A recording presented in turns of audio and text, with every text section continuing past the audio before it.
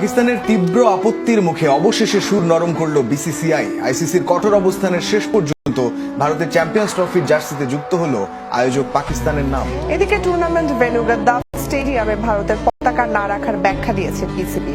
বোর্ডের দাবি আইসিসির নিয়ম মেনেই নাকি এমনটা করা হয়েছে। 22 গজে লড়াইয়ে যেমন আকর্ষণের কেন্দ্রে থাকে ভারত পাকিস্তান ম্যাচ, তেমনি মাঠের বাইরের সব ঘটনায়ও এগিয়ে এই দুই দেশের নাম। এই যেমন ভারতের আপত্তিতে প্রথা ভেঙে হাইব্রিড মডেলে হচ্ছে এবারের চ্যাম্পিয়ন্স ট্রফি। ভারত তাদের সবগুলো ম্যাচ খেলবে সংযুক্ত আরব আমিরাতে। তবে বিসিসিআই এর এই দাবি আইসিসি মেনে নিলেও ভারতকে বাধ্য করা হয়েছে জার্সিতে আয়োজক পাকিস্তানের নাম লিখতে। নিয়ম অনুযায়ী অংশগ্রহণকারী সব দেশের জার্সিতে থাকে আয়োজক দেশের নাম, কিন্তু নিজেদের জার্সিতে পাকিস্তানের নাম লিখতে আপত্তি জানায় ভারত।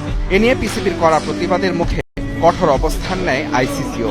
শেষ পর্যন্ত সুর নরম করে ঠিকই পাকিস্তানের নাম রেখে নিজেদের জার্সি উন্মোচন করেছে ভারত। সামাজিক যোগাযোগ মাধ্যম এক্সে সেই ছবি পোস্ট করেছে বিসিসিআই।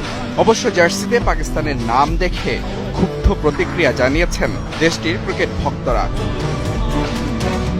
এদিকে চ্যাম্পিয়ন্স ট্রফির ভেন্যু গাদ্দাফি স্টেডিয়ামে অংশগ্রহণকারী 7 দেশের পতাকা ওড়ালেও ভারতের পতাকা রাখেনি পিসিবি।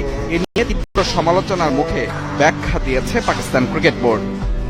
আইসিসি নির্দেশ দিয়েছে যে 2025 চ্যাম্পিয়ন্স ট্রফি চলাকালে শুধু 4টি পতাকা উত্তোলন করা হবে। আইসিসি, পিসিবি এবং সেদিনের ম্যাচে অংশ নেয়া 2 দল, বিষয়টি একদম পরিষ্কার। মাঠের বাইরের টানটান উত্তেজনা শেষে 23 ফেব্রুয়ারি 22 গজের ময়দানে মুখোমুখি হবে চিরপ্রতিদ্বন্দ্বী এই দুই দেশ। মুজরামিন তারেক, যমুনা স্পোর্টস।